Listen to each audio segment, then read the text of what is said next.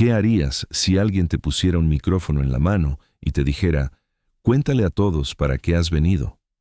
Sin títulos, sin credenciales, solo tú frente a una sala llena de personas escépticas, y todo dependiendo de las próximas palabras.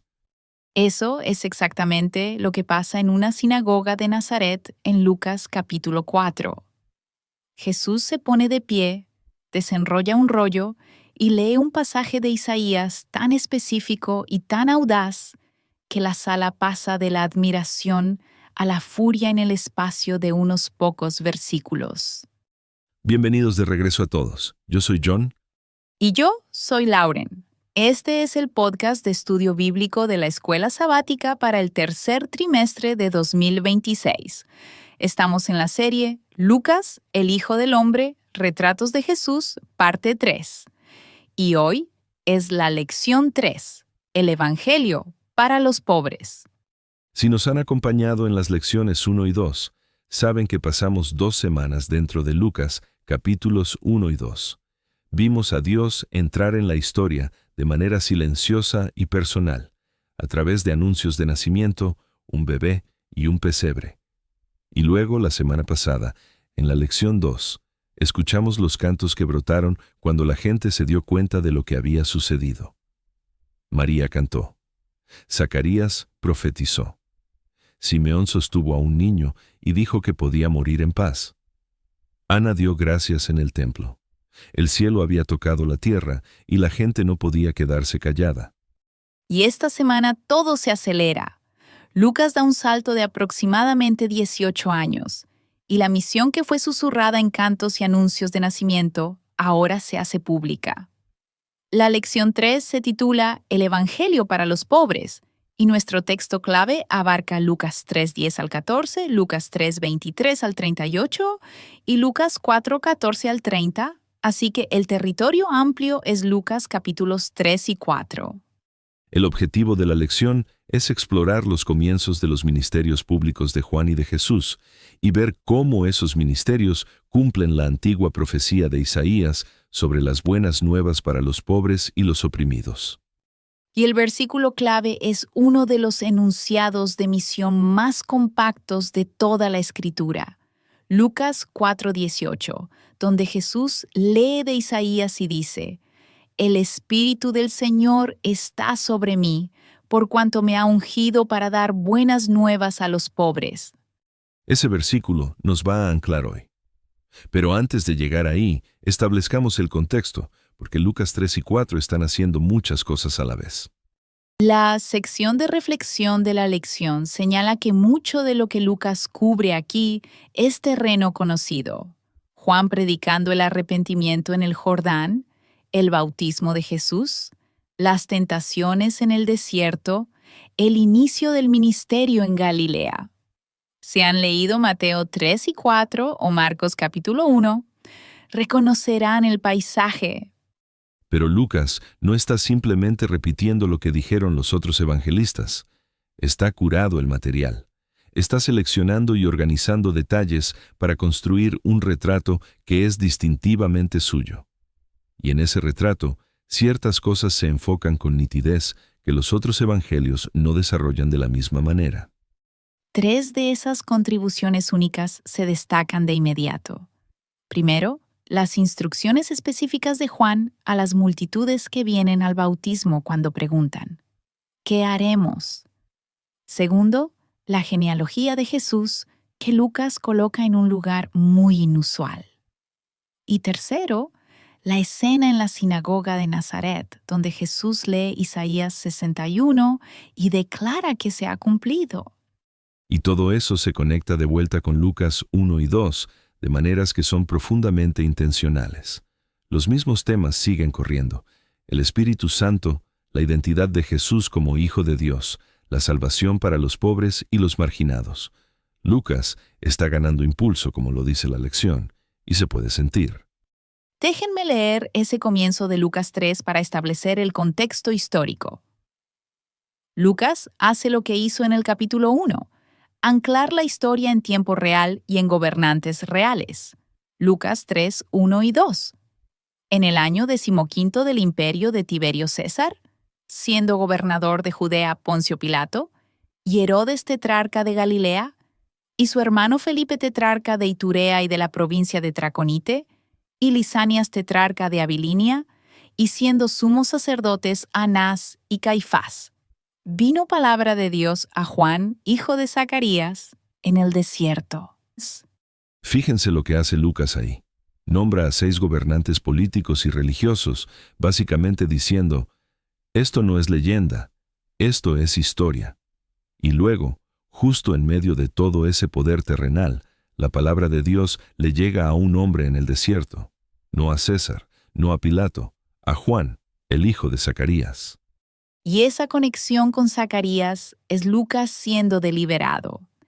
Este no es un profeta aleatorio que apareció de la nada. Es el hijo del sacerdote cuya lengua fue desatada por el Espíritu, quien cantó sobre la remisión de pecados y la aurora de lo alto que nos visitaría. Juan continúa el canto de salvación de su Padre. Esa coherencia interna del Evangelio de Lucas es una de las cosas que lo hace tan rico para estudiar. Las lecciones y los temas de los capítulos 1 y 2 no desaparecen. Siguen apareciendo en nuevas formas. El Espíritu sigue moviéndose, los pobres siguen siendo nombrados, y la salvación sigue llegando de maneras específicas y concretas. Bien, entremos en nuestra primera pregunta para conversar, porque abre exactamente este territorio. La lección pregunta: ¿qué es familiar de otros evangelios? ¿Y qué es original de Lucas en esta sección? ¿Y cómo continúan y se desarrollan en Lucas 3 y 4 los temas de Lucas 1 y 2? Esta es una pregunta que se enriquece con una comparación cuidadosa. Si ponen Mateo 3 y 4 junto a Lucas 3 y 4, pueden ver tanto lo que Lucas comparte con los otros evangelistas como lo que añade. El material compartido incluye la predicación del arrepentimiento de Juan, el bautismo de Jesús, las tentaciones en el desierto y el inicio del ministerio galileo de Jesús. Todo eso está también en Mateo y Marcos. Pero Lucas añade 3 elementos sustanciales que los otros omiten o tratan muy brevemente. El primero son las instrucciones prácticas de Juan a las multitudes. Cuando la gente le pregunta a Juan, ¿qué haremos?, Mateo y Marcos no registran ese intercambio en detalle. Lucas sí, y con extensión. Déjenme leer ese pasaje, porque es llamativo por lo práctico que es. Lucas 3:10 al 14. Y la gente le preguntaba, diciendo, entonces, ¿qué haremos? Y respondiendo, les dijo, el que tiene 2 túnicas, dé al que no tiene, y el que tiene qué comer, haga lo mismo. Vinieron también unos publicanos para ser bautizados y le dijeron, Maestro, ¿qué haremos? Él les dijo, no exijáis más de lo que os está ordenado. También le preguntaron unos soldados, diciendo, ¿y nosotros qué haremos? Y les dijo, no hagáis extorsión a nadie, ni calumniéis, y contentaos con vuestro salario. Lo que me llama la atención ahí es que Juan no está llamando a la gente únicamente a un cambio espiritual interior.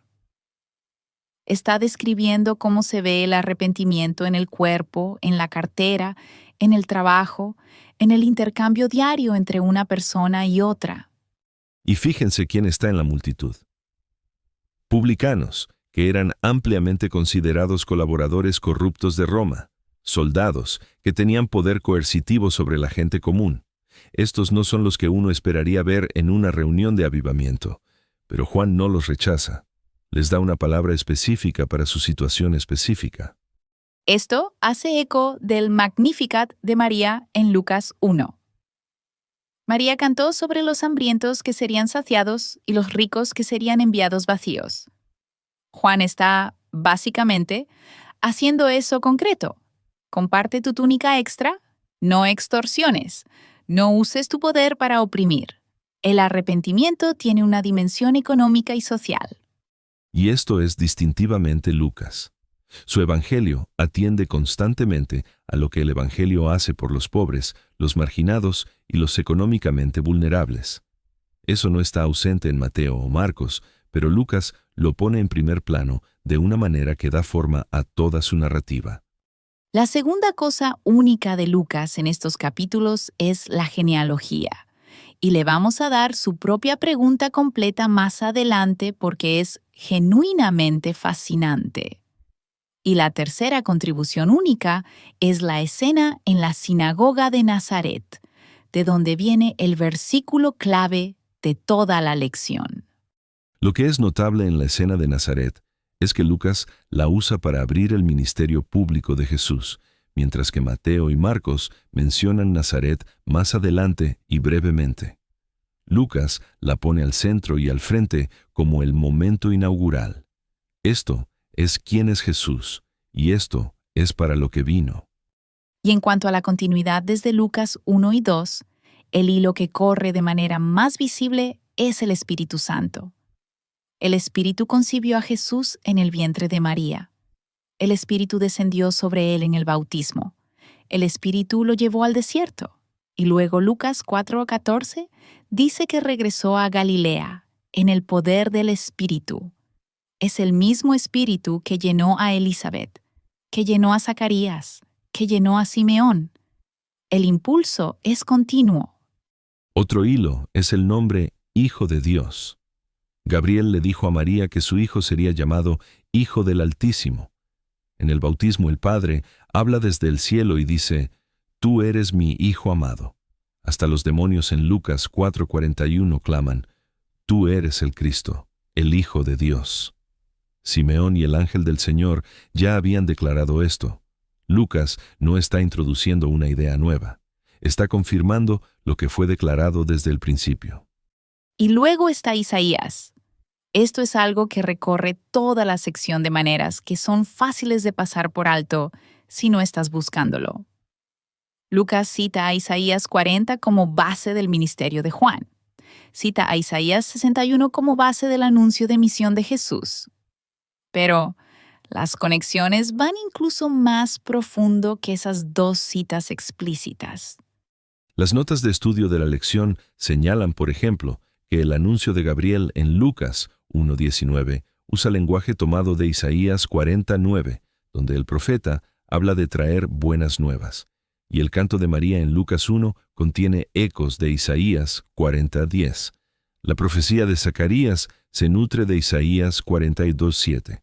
La bendición de Simeón se nutre de Isaías 42:6, 49:6 y 52:10. Isaías está saturando el Evangelio de Lucas desde el principio, mucho antes de llegar a Lucas 3 y 4. Entonces, cuando Jesús se pone de pie en Nazaret y lee Isaías 61, no es una nueva partida. Es la culminación de un patrón que Lucas ha estado tejiendo a lo largo de todo el relato. La misma visión profética de salvación para el pobre y el cautivo ha estado presente desde el principio. Esa es la coherencia interna a la que apunta la lección, y le da al Evangelio de Lucas una sensación de inevitabilidad. Cada pieza ha estado construyendo hacia ese momento en que Jesús dice, «Hoy se ha cumplido esta escritura delante de vosotros». Pasemos a nuestra segunda pregunta, que profundiza específicamente en Isaías. La pregunta es, ¿cómo definen las profecías de Isaías los ministerios de Juan y de Jesús? ¿Cuál es el enfoque de cada ministerio y cómo reacciona la gente? Aquí es donde la lección realmente se abre, porque Juan y Jesús no están simplemente tomando prestado un versículo o dos de Isaías para un efecto inspiracional. Están identificando toda su misión con estos textos proféticos. Isaías define lo que están haciendo. Para Juan, el texto clave es Isaías 40, y los 4 evangelios citan Isaías 43.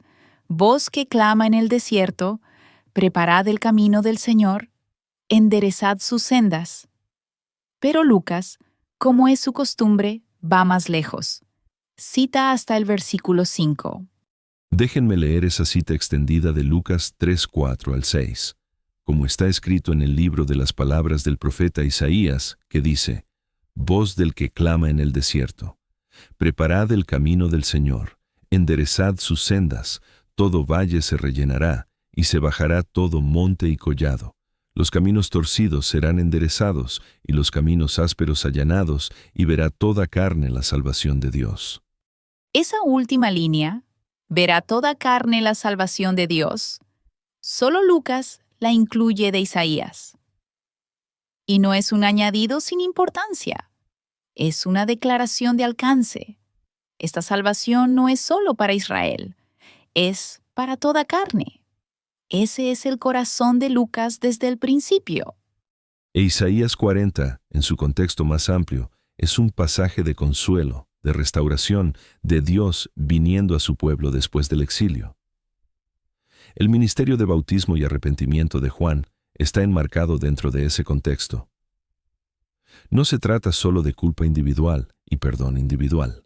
Se trata de un pueblo siendo preparado para la llegada de su Dios.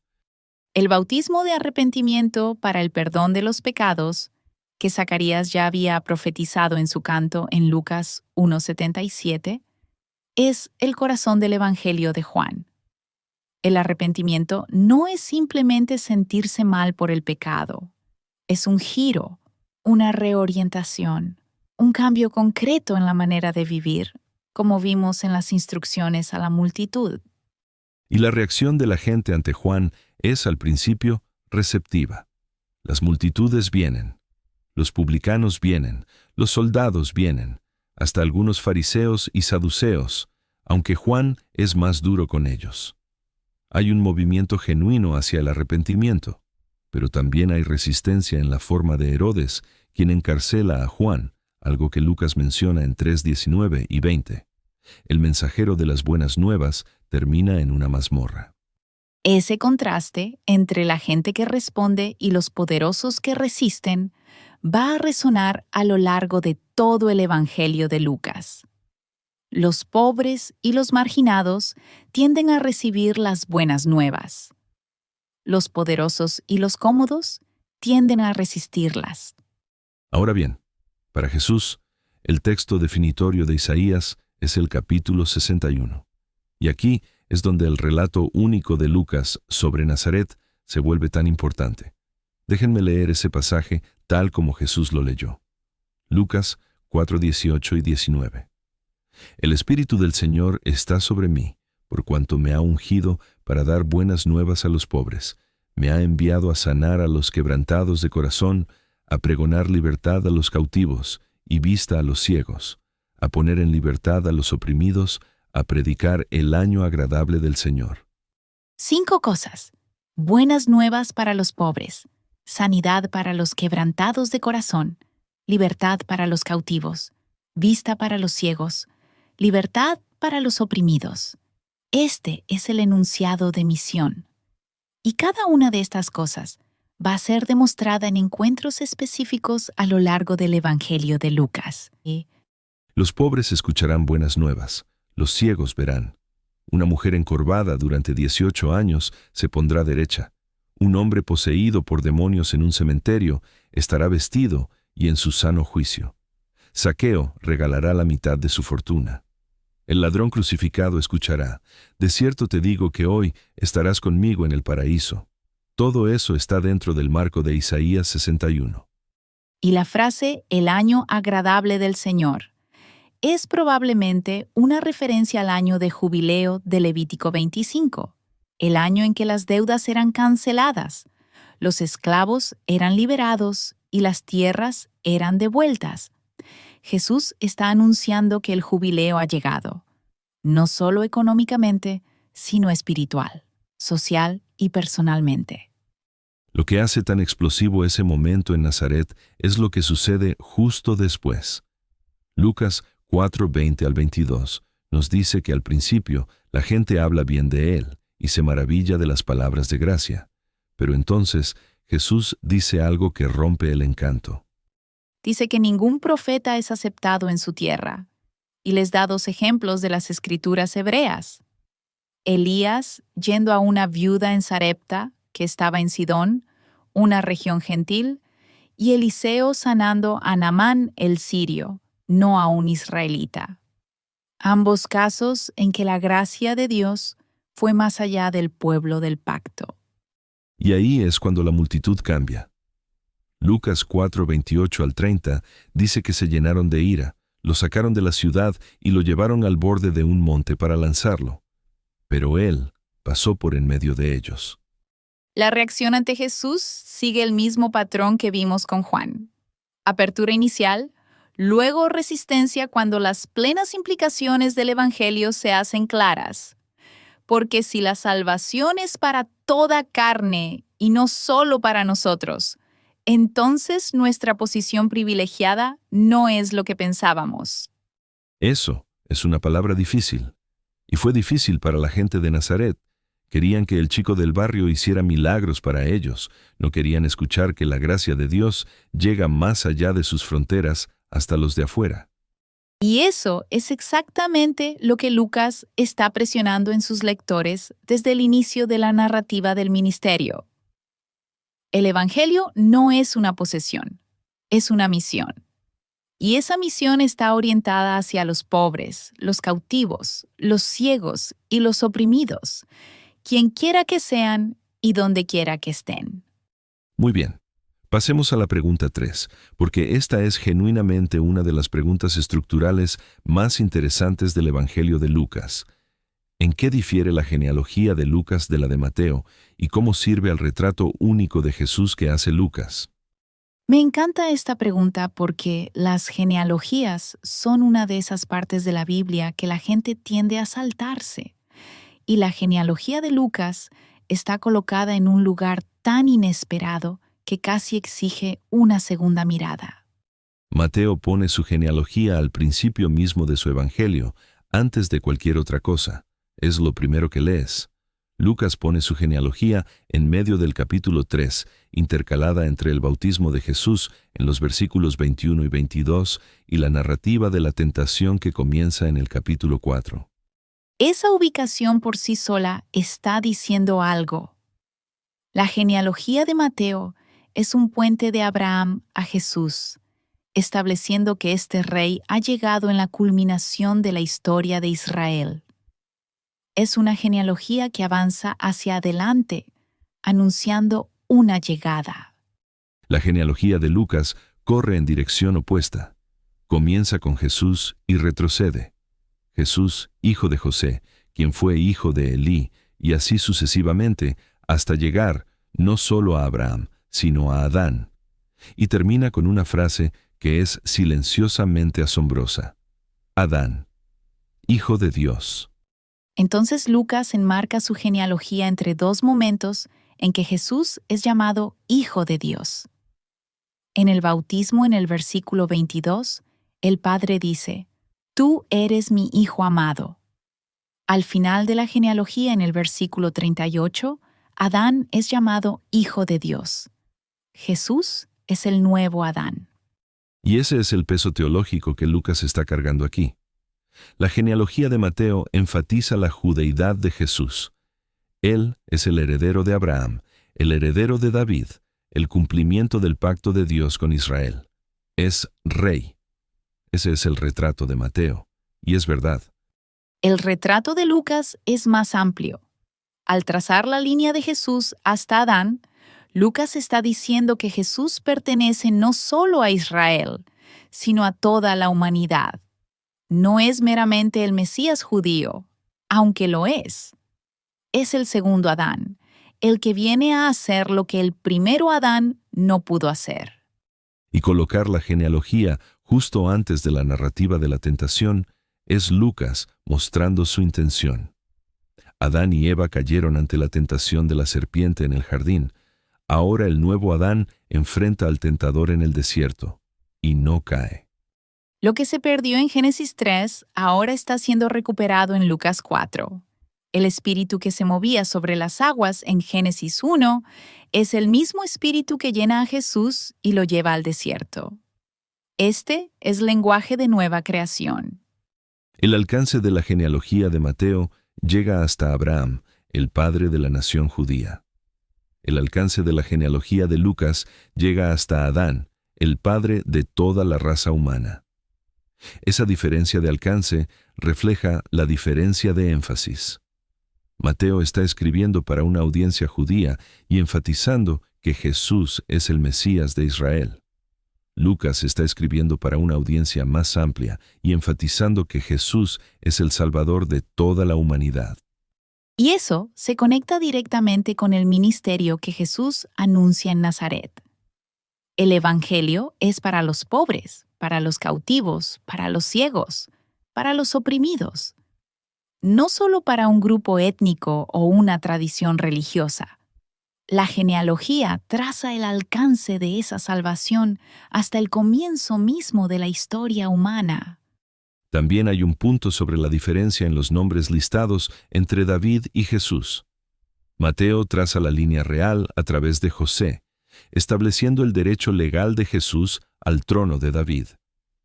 Lucas parece trazar una línea diferente, que muchos estudiosos entienden como el linaje de María, con José siendo el yerno de Elí, el padre de María, por matrimonio.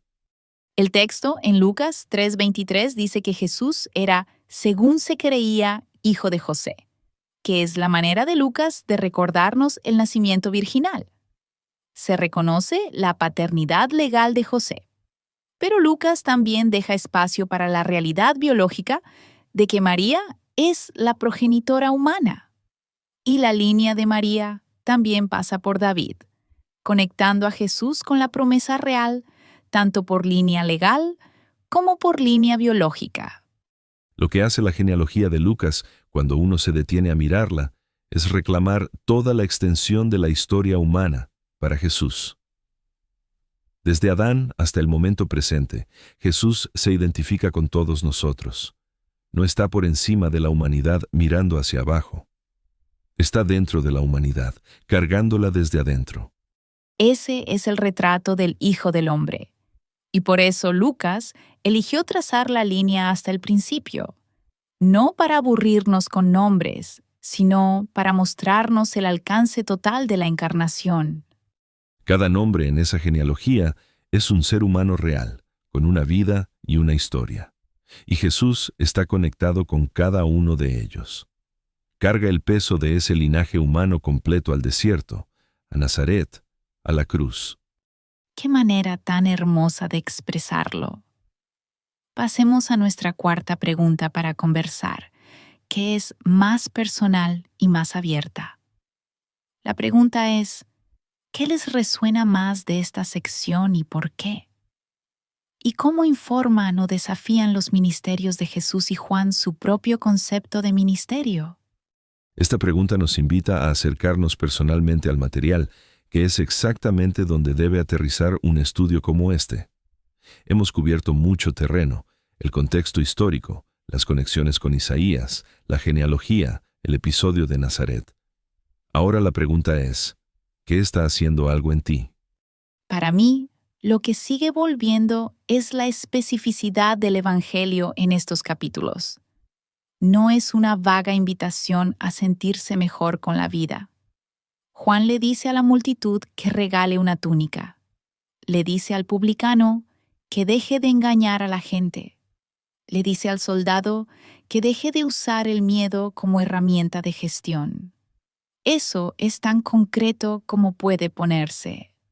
Y Jesús en Nazaret nombra categorías específicas de personas: los pobres, los cautivos, los ciegos, los oprimidos. No está hablando en generalidades, está nombrando a personas que, a los ojos del mundo, no tienen poder, no tienen recursos, no tienen voz. Y dice que el Evangelio es de ellos. Eso es un desafío para quienes crecimos pensando en el Evangelio principalmente como una transacción espiritual personal. Cree, sé perdonado, ve al cielo. Y eso no está mal. Pero si eso es todo lo que es el Evangelio, ¿por qué Jesús lee Isaías 61 como su enunciado de misión? ¿Por qué Juan le dice a la gente que comparta su comida? La guía de estudio de la lección lo expresa de una manera que creo es muy honesta. Personalmente, el desafío es la acción en favor de otros que es inherente al Evangelio. Hay algo en estos capítulos que no te permite privatizar la salvación. Sigue alcanzando hacia afuera. El ministerio de Juan era preparación. Llamaba a la gente a una reorientación fundamental de la vida ante Dios y ante los demás.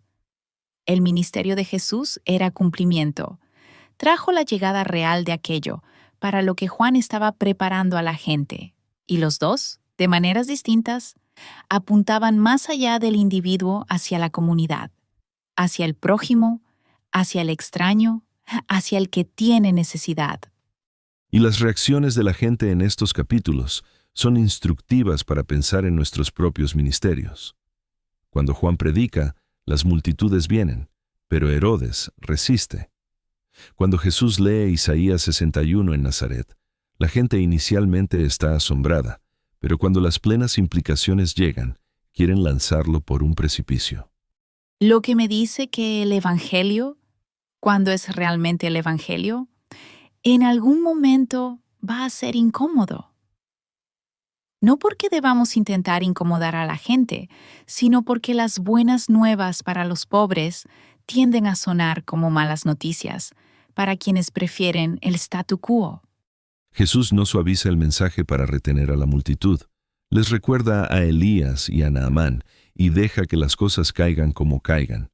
Hay algo profundamente valiente en eso, y es un modelo para cualquiera que se sienta llamado a hablar el Evangelio con honestidad en su contexto. Y el ministerio de Juan es igualmente instructivo.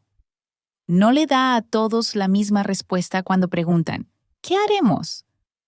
Ve a la persona que tiene enfrente y le da una palabra que se ajusta a su situación específica y a su poder específico para hacer daño o hacer bien. Un ministerio atento a la persona, no solo al principio. Esa es una marca del retrato del Hijo del Hombre que Lucas está construyendo a lo largo de todo el relato.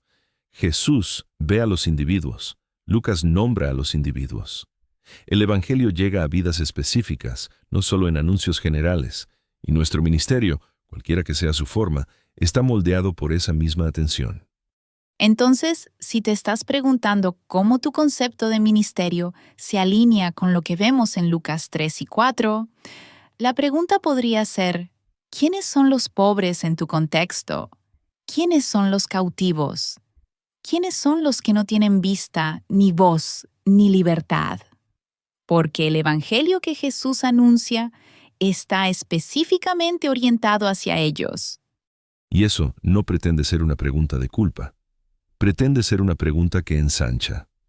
El Evangelio es más grande que cualquiera de nuestras categorías cómodas.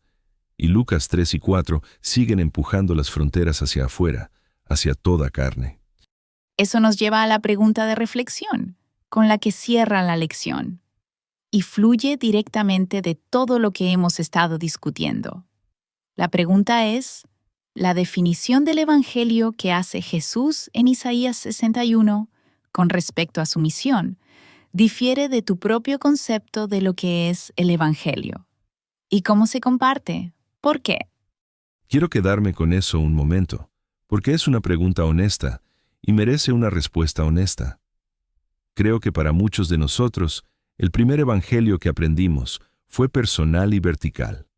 Trataba sobre el pecado, el perdón y la salvación de las consecuencias eternas, y esas cosas son reales y esenciales. Pero Isaías 61 añade dimensiones horizontales. Se trata de que los pobres realmente escuchen buenas nuevas. Se trata de que los cautivos realmente experimenten libertad. Se trata de que los ciegos realmente recuperen la vista. Estas no son solo metáforas de estados espirituales. Son descripciones de cómo el Evangelio se manifiesta en el mundo material. El Jesús de Lucas hace ambas cosas. Perdona pecados. También sana cuerpos. Restaura la dignidad social a personas que han sido excluidas.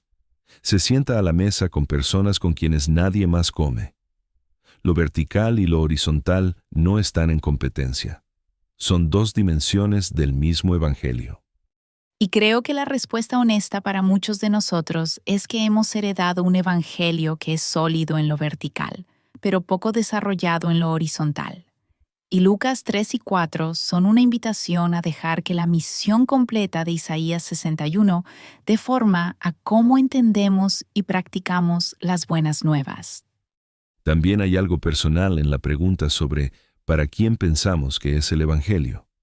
Si somos honestos, la mayoría de nosotros tendemos a compartir el Evangelio por defecto con personas más o menos como nosotros, cómodas, educadas, socialmente similares.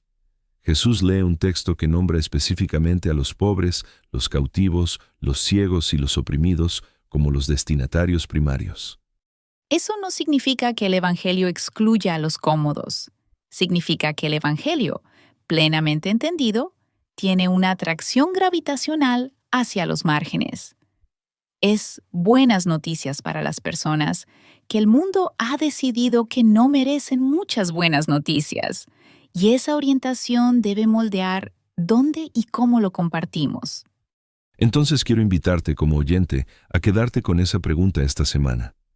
Abre Isaías 61 y léelo despacio. Luego lee Lucas 4:14 al 30. Y pregúntate honestamente, ¿es este el Evangelio que creo? ¿Es este el Evangelio que comparto? Porque si lo es, eso es genuinamente transformador. Y si todavía no del todo, ese también es un buen lugar para comenzar. La lección no nos deja en condenación, nos deja con una misión. La misma misión que Jesús anunció en Nazaret, ungido por el mismo Espíritu. Esta ha sido una lección muy rica. Hemos cubierto mucho terreno en Lucas 3 y 4. Vimos qué comparte Lucas con Mateo y Marcos, y qué añade que es original. Rastreamos el hilo de Isaías a través del ministerio de Juan en Lucas 3 y el anuncio de misión de Jesús en Lucas 4. Desentrañamos la genealogía de Lucas y por qué trazar a Jesús hasta Adán dice algo profundo sobre el alcance de la salvación. Y nos preguntamos, ¿qué significa todo esto para cómo entendemos y vivimos el Evangelio? El Evangelio para los pobres. Esa es la lección 3. Y es una de esas lecciones donde el título no alcanza a contener todo lo que hay adentro. Porque el Evangelio que Jesús anuncia en estos capítulos no es solo para los pobres en lo económico, aunque ciertamente es para ellos. Es para cualquiera que esté cautivo, ciego, oprimido o consciente de su necesidad. Lo cual, al final, somos todos nosotros. La próxima semana pasamos a la lección 4, titulada El llamado al discipulado. Seguimos en el mundo de la narrativa del ministerio temprano de Lucas, y la pregunta cambia de lo que Jesús anuncia a quienes llama Jesús y cómo se ve en la práctica seguirlo. Después de que la lección 3 nos dice la misión, la lección 4 comienza a mostrarnos a las personas que responden a ella. Hay algo hermoso en esa secuencia. La misión es anunciada. Ahora vamos a ver a personas entrar en ella. Vale la pena llevar esa anticipación a la semana. Antes de eso, dediquen un tiempo a Lucas 4. Lean el episodio de Nazaret despacio, desde el versículo 16 hasta el 30. Dejen que la lectura de Isaías 61 por parte de Jesús se quede con ustedes. Y pregúntense qué significa que hoy, al escucharlo, esta escritura sigue cumpliéndose. Muchas gracias por estudiar con nosotros hoy. Ya sea que estén trabajando estas preguntas con su clase de escuela sabática o escuchando por su cuenta, estamos agradecidos de que estén aquí. Este es el tercer trimestre de 2026. Lucas, el Hijo del Hombre. Retratos de Jesús, parte 3. Yo soy John. Y yo soy Lauren. Los vemos en la lección 4.